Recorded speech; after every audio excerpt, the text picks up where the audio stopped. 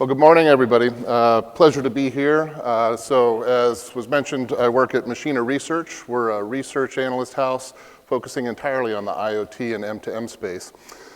So a lot of the discussion here at this particular conference, and quite frankly, a lot of conferences these days, is how does IoT start to change businesses? But in this particular panel, we're going to start to look at how does the design principles around using data in interaction with devices, cars, physical items such as televisions, things in the home, how does that start to impact experience, and how can we think about designing user experience into IoT design? So what I'd like to do is, if I could, start to invite people up to the stage so we can get started. We've got a number of really interesting people to help join. We've got Greg Carley from Fjord, Alan Messer from General Motors, and Brett Cortese from Universal Mind. So if I could have you gentlemen come on up.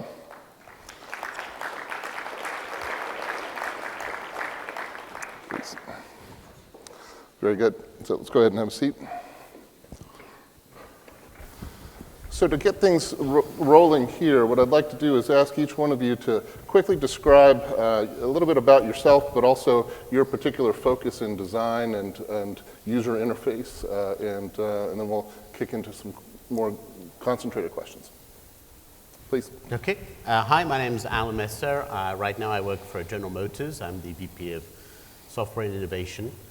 I've worked for many companies in the IoT space, most principally Samsung Electronics for many years, and I'm responsible for instigating many of their connected products, as well as HP and Sony.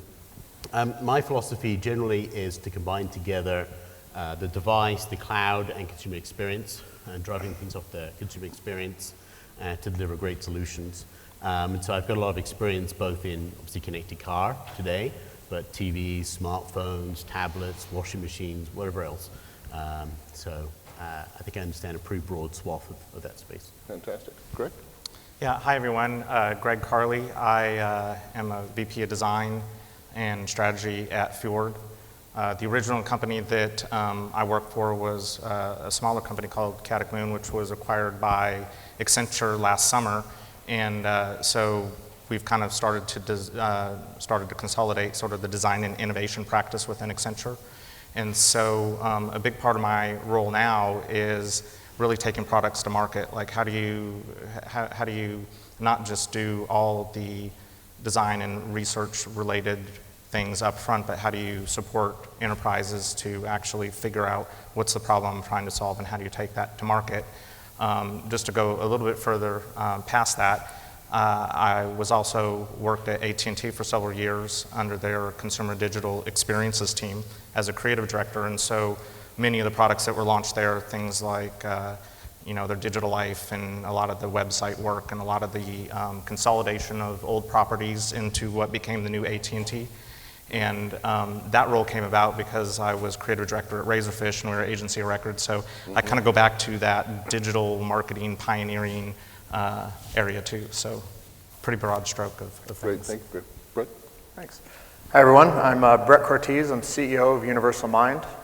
And what we do is we solve a big problem. And the problem is that most organizations now are digital companies. They're software organizations. The problem is that they have not been structured that way, right? They were built as retail companies. They're built as CPG companies, manufacturing companies. And a lot of the mindsets that come into making those successful businesses don't necessarily translate into creating great digital experiences, creating great digital software. How does that flow through an organization in an effective way to make digital technologies, make business value out of strong experiences? And we help organizations bridge that and get to that state through things like agile transformation, through user experience engagement, through development, through deployment scenarios. So we pull all of that together to help organizations really get the most out of software, out of digital, out of user experience. And I've been with the company, founded about 13 years ago. Thank you. So as a little bit of background and a slightly shameless plug, as part of this conference, TIA worked with us to essentially put together a survey of 200 enterprises here in the US. That white paper will be published and available tomorrow, so you'll get to see all the results and the analysis from that. But very apropos to this discussion was a number of questions that we posed about the value of data and the interest in enterprise as to what their top priorities were in designing an IoT solution. And traditionally, in the M2M space, it's usually been around 3 pillars, which was make more money, save more money, and keep your executives out of jail by being compliant with regulatory requirements, right? Now we're starting to see, as the designs are becoming much more robust and powerful in terms of sharing data and generating data, that in fact the results from the survey indicate that the top 2 reasons are taking data from the designs in the field to be able to feed into the design and engineering loop, and then also to take that data of customer behavior and start to feed that into improving customer service. So we still have saving money, earning money, and compliance, but now you can start to see the idea and value of data start to really arise to the top. So with that description, what I wanted to do is ask each of you to describe how it is that in this age of IoT data, how does that what new challenges does that present to you when you go to a client, or in your case, your colleagues at GM, to design and implement a solution? How has the design process changed over the last few years with the prominence of IoT data capabilities? So, I think in our case, maybe the IoT data capabilities are not as new as perhaps some of our OEM competitors.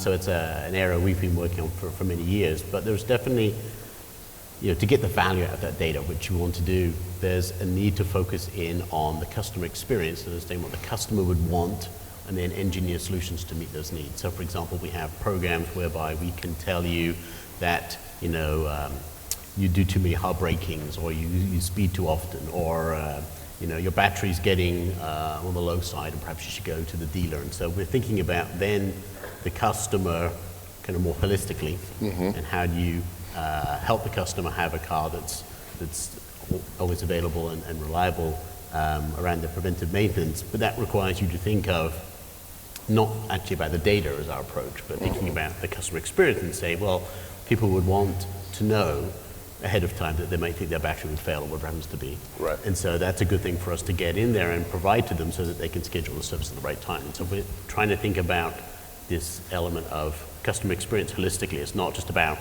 does the steering wheel feel great, which of course we care about, right, but people's experience in and around the vehicle, and then driving services, which are of course data driven. Right. That.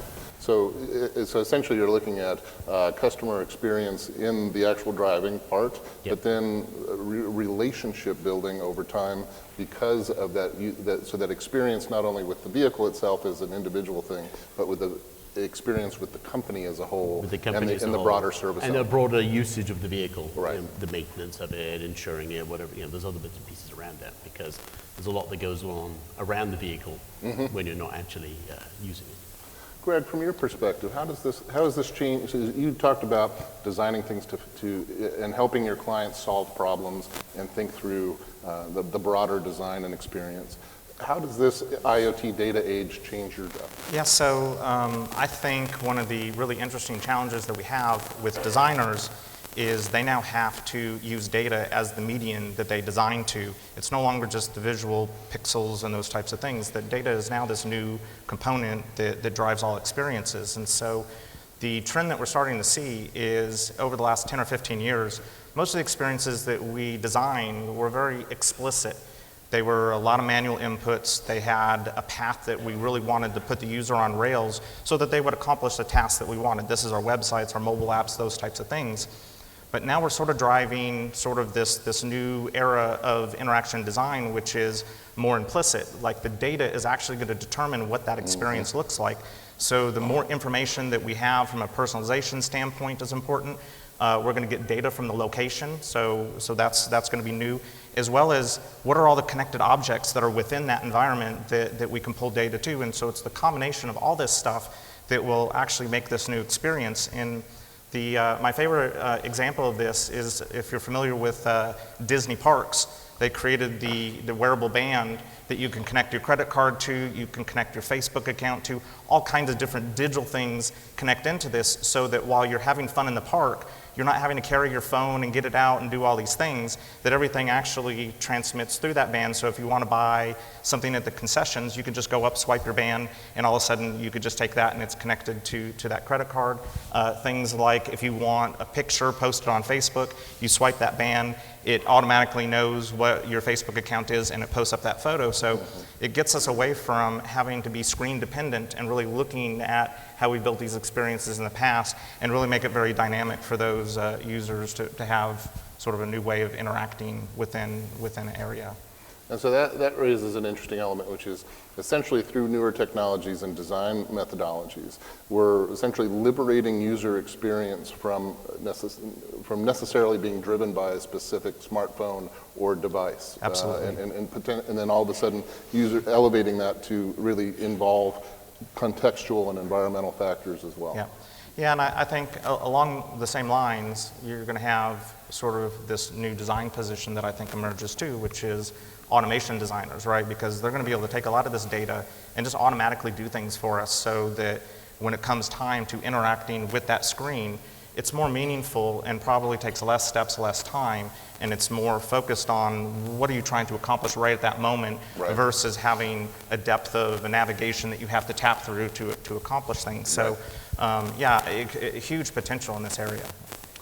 From your perspective at Universal Mind, how are you rethinking your jobs and how you interact with clients based on sort of what we've talked about so far? Sure. So we're definitely excited about the capabilities that IoT are allowing to and how they're going to enhance different experiences, how they're going to inform different experiences. One of the things we certainly try to concentrate on, though, and focus on is that IoT is, in the end, just another input that you're going to be able to take advantage of, or just another input that you're going to be able to refine your experience, maybe make it a bit less, be more frictionless. But what we also really try and focus on is getting organizations set up in a way where they can consume this data from a business perspective and have that flow down to be able to create strong experiences. And that comes through having the development practices in place, the business decisions, the way that's able to flow through, the user experience practices in place, so that you can take things as they come up, like IoT capabilities or whatever the next step is, you can take that and have that inform your experience, inform your output, inform what you're putting out to market. Right. One of the problems I've noticed in this space is that you can't necessarily rely on the data to be there, right? You don't know necessarily if the IoT device is there all the time. But also you may not be getting enough information to make something that's really meaningful to the consumer. Have you guys seen that? I've seen that in some applications where you would like to be able to tell the user something, but there's certain ambiguity given the lack of data or lack of devices or both. Yeah, setting context when we're looking at this from a user perspective or user experience perspective, I think is the greatest thing about IoT, is that you can provide these experiences that take, like at Disney, you're able to get a contextual awareness of the application. But yeah, in the end, you have to be able to understand how to fall back and how to create an experience that's going to say, okay, well, maybe I'm not connected, or I don't have enough data, or this person doesn't have X, Y, or Z tuned in. But we try to have a decent amount of fallback, but not limit what's possible and being able to set context. I think the last thing I'll add to that is, as we look at these more explicit experiences that are very dynamic, in the absence of data, you're going to have a default for everything. Where right now we might serve up an error of saying, oh, sorry, and it makes the user feel like they did something wrong. But if you really look at it, that we're gonna make a best guess with some of that data to where you still have an experience whenever you're interacting with this is actually going to improve it too, because I think error messages and that type of stuff are necessary to a certain degree, but sometimes I think we get too much feedback from the things versus allowing it to make some assumptions in lack of that data to where you could still have a good experience. It's just I haven't provided something about myself that fulfills a certain piece of it. Right. I saw some interesting research that just came out about how 90% of people do not use Siri. And a lot of problems with that is because of how it's not setting context and expectations, right? And that's, you're asking something, you're expecting to have the context, it doesn't have it, and it falls back, and it always falls back to, sorry, can't help you, or it didn't have, or gives you something wrong. So the idea of doing that in a more elegant fashion, right? If you just keep falling back to, well, I'm not going to use that, so that is a challenge for sure. Yeah. And Apple's obviously having a little bit of difficulty with that. If only 10% of users are using that, so it's interesting. Well, it sort of raises this question where in a lot of industrial IoT solutions, there's a tremendous amount of complexity in implementing them, integrating them into legacy systems, et cetera, et cetera. And so a common theme that I hear among vendors today is remove complexity from the solution, which is great, except for the fact that in this scenario, to what extent it sort of raises this idea of the balance between personalization based on data being pulled from user behavior and experience, and more of a guided experience that you think the user should want, and one that potentially would benefit your company more effectively, or in the case of your organizations, your clients. Can you talk a little bit about that balance between personalization, using data to inform design versus sort of more of a guided experience? Creepiness factor. So. Yeah, I mean, I think there's a very interesting trade-off in personalization. If you take it to the full extreme, we do a very personalized, customized experience. If you have the data to do that, but actually that can be confusing because it becomes very personalized, and you may not know why it's become personalized. And so, maybe yesterday there was an icon on the screen, and now tomorrow it's not there anymore. Or maybe the system's decided you don't need to use it anymore, but you're like, well, is it broken? Is the thing missing? And so in the future, when we get these complicated personalization systems, an important aspect is having feedback so that you know why the computer thinks that, or that the computer is understanding your context enough that you can do it in that scenario. And so there's a delicate trade-off, I think, right now, because information, your full context is not really available. You've got to lean a bit more on the guided side so that people can kind of feel it. You end up with this kind of guided experience with personalization pluses. And does the guided experience then take a more prominent role in the design and usage of vehicles because of the safety concerns and reliability concerns? So there's definitely a big concern in vehicles on driver distraction, right? So if you're going to be working on an application that comes up in the center stack, for example, it's got to fit a bunch of distraction criteria so that you're not taking your eyes off the road, and that's mandatory in cars from a safety perspective. So that means you've got to think about it differently, not only from a distraction perspective, but also how you're guiding. You can't have necessarily a long interaction with them, at least in large chunks. Right. It has to be something that's done over a period of time with limited information communication back and forth. That makes actually designing for applications for cars much more tricky than standard cell phone or something like that. Well, for those that were here for John Donovan's slide that he had the stats on there, they said by 2020, 50 billion connected devices will be connected to these networks. So first off, I think we have to accept that this is inevitable, that no matter how we feel from our generational standpoint, the next generations, this is going to be a very accepted practice. And I think when you start looking at some of the successful models, I always hate using Uber as an example, but they just did a really exceptional, experience around their product. And it's interesting that a lot of the Uber cars have cameras in them now that sit right above the mirror, the rear view mirror, and it's recording you while you're in that ride the whole time. And you as a user have no idea what they're actually doing with that data, who they're sharing it with. So this is your telephone conversations, this is a video of you, and of course, whenever there's an incident, it's great for Uber to be able to say, oh, this person attacked a driver or whatever, but most of us don't care. And at a presentation that I did at South by Southwest, I did a raise of hands, and over 50% of the room had used Uber during that event. So, that's where the experience is so good that the collection of data or what's happening to that data becomes probably a little less important, because the trade-off is this is a better experience, and this is the experience I want for myself versus taking a taxi or something else like that. So. I think we're gonna see an emergence of really great experiences that do take the data and use it responsibly and put it out there. And hopefully at some point we figure out sort of from a user standpoint or a customer standpoint that we do have some security to that data. I think is a challenge that'll have to be solved. Brett, one of the questions I wanted to put to you was, in the political arena, which is all very charged these days, there's this sort of constant debate as to whether you lead by principle or you lead by poll. And in this scenario, the design principle, this sort of envisioned experience that you would like your customers to have, versus data from behavior and usage of the product to improve. How do you see that balance? I think to strike that balance, you have to get more and more information and information gates, right? To go ahead, I was just talking with one client where they said, well, we spent an entire year redoing this user experience. The whole parts of the company, we spent time and time again.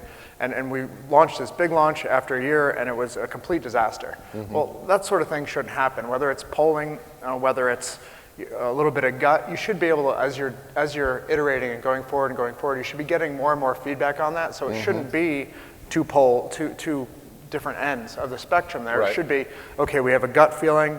We're going to push that out there. We're going to test it. We're going to move, and we're going to iterate. So I don't think you should be going out where it's either or. It's a combination of both in an iterative fashion.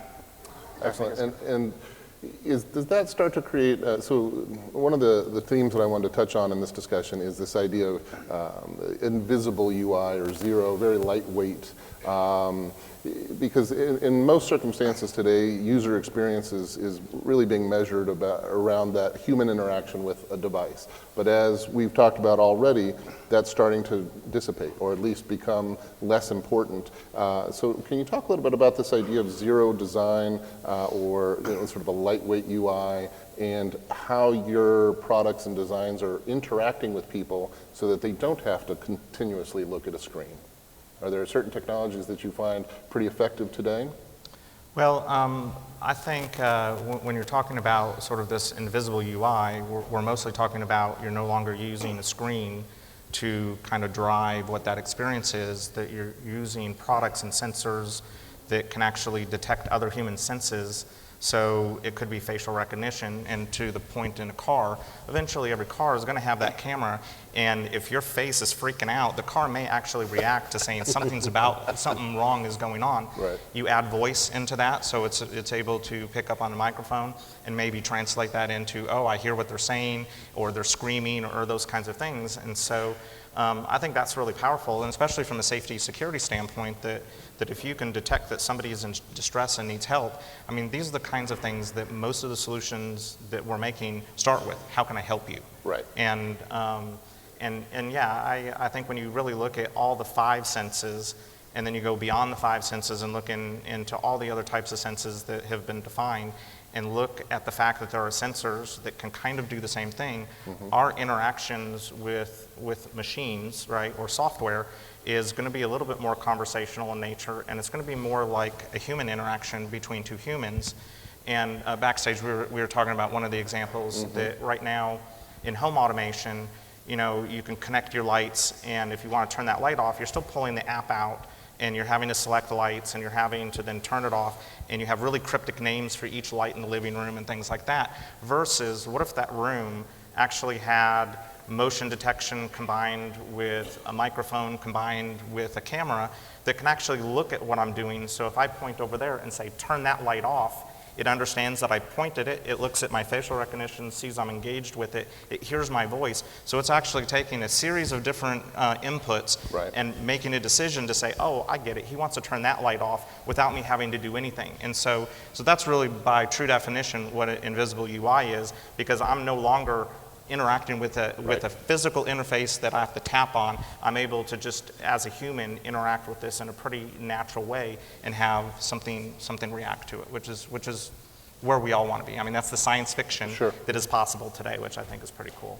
I think that's about, as we're seeing these technologies and the devices becoming smaller, more accessible, more connected, really we're just going to be starting to see technology blending into the background, even blending eventually into our own bodies, right? In terms of how you're connected, how you're communicating. Eventually, everything's going to just become much more frictionless, right? Where just these experiences are, when I go into the room, I say turn on the lights, or it just happens to know I'm there, and that's just more about how these experiences are going to change and just blend into everything that we're doing.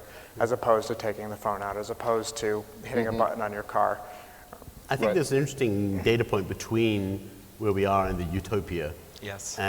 Where, particularly when you start getting beyond the command side to the predictive side. And then it's like, okay, the system is using the cameras, it's turning the lights off. Yeah. But you just popped out to go to the restroom and you're coming back. And, and the lights are off when you come in the room. It's a bit disconcerting, Yes.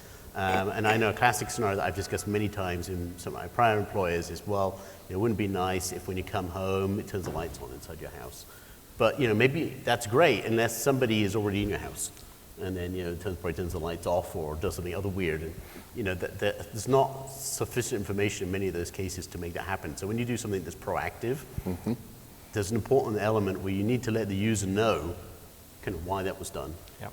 Because if there's any possibility of doubt, you get the situation where people are like, damn, the damn machine doesn't understand me, and then you turn the thing off. And so that transitional state, I think, is very interesting for us to get through, to be able to find ways from a consumer experience and a UX perspective to be able to deal with it, whilst getting the technologies and the volume of adoption to be there, so that it actually becomes meaningful. So you've talked a lot about today about the technology, the capabilities, but also this broader design imperative, which is around context and better understanding of behavior, eventually getting to sort of a seamless or a lightweight zero design. Where you are today, and thinking ahead 5 years from now, is that enough time for us to achieve this seamless and sort of universal contextual analysis in a real-time fashion that's actually helpful to people and enjoyable as an experience? Or is that a longer-term process? 5 years look at what's happened in the last 5 years, right? Or even 6, mobility, all those sort of things. And I think 5 years it's going to be pretty dramatically different now in terms of how we're managing these experiences, how far along they've come, things like Alexa, things like just smart home devices, sensors in your home. That's already, like, from 6 months ago, you already see how a lot of this has matured. I've smart things in the home, and how much that has matured in 6 months is quite impressive. And so 5 years from now, I think we're going to be having much more, it's much more seamless interactions, much, at cheaper costs, and much more mature from who can access, how accessible it is, all those things. 5 years is going to be pretty exciting. Excellent. Well, and to add to that, I think artificial intelligence is going to play a big part, or machine learning, or whichever version of this that you want to believe. That does take some time, that learning process of actually being able to teach and be able to make insights out of that to where you can actually turn that into meaningful interactions. And again, as you look at products like IBM Watson, and they put out the marketing that looks pretty unbelievable.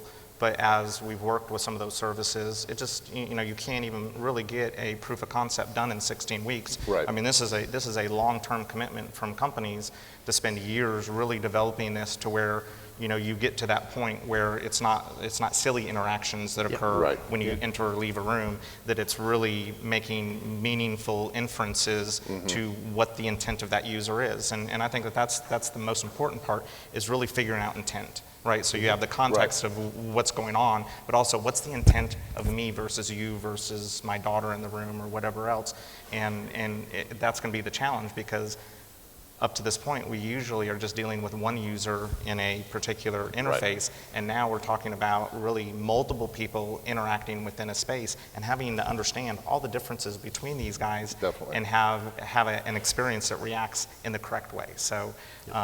I think the term that we always use is easy's the new loyalty. So however you can figure out to make things easier for each of these individuals. Some of the complex stuff you may still be doing very explicitly where you're having to fill things out, but any of the mundane things or any of the simple things, we should really start being able to make a better experience out of it. Yep. And Alan, from here? I think there's a factor in there also, I totally agree, that actually many of the technologies in the intelligence field, which is very popular these days, their accuracy may be, actually in a really good one is probably 90%. Many are nowhere near there, which means you're wrong 1 in 10 times.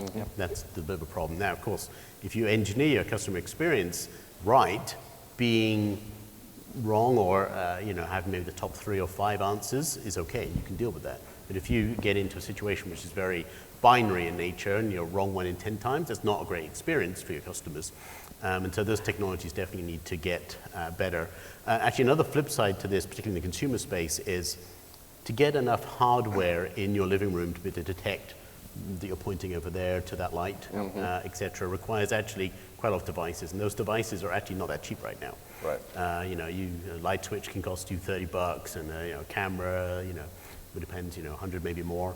And so, to instrument a room up actually requires a lot of money, but also today, it goes back to the easy, can often require a bunch of administration.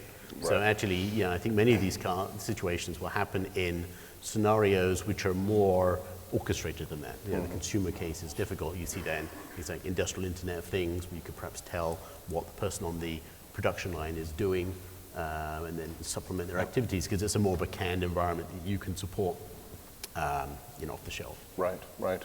And with that, we are done with our time for the panel. So if I could get a round of applause for our panelists, this has been fantastic. Thank you very much. So you had an opportunity to see literally the forefront of design, and in many ways I find this tremendously exciting, because this is, when I asked the question about 5 years, that is where we are at. We're pushing this envelope faster and faster. So this is a really exciting element, and I thank each and every one of you. So I believe we have another speaker coming up, so if I could ask everybody to let them come on up, that would be great. Thank you so much, everyone. Thank you.